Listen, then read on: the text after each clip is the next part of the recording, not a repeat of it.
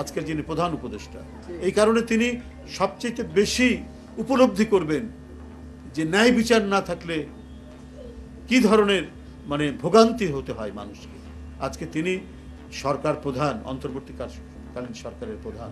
তাই বন্ধুরা, ন্যায় বিচার নিশ্চয়তার যখন ন্যূনতম সুযোগ পাওয়া গেছে, সেই ন্যায় বিচার মাধ্যমেই আমাদের প্রকৌশলী ইসরাক মেয়রের জন্য তিনি স্বীকৃতি পেয়েছেন আদালত থেকে।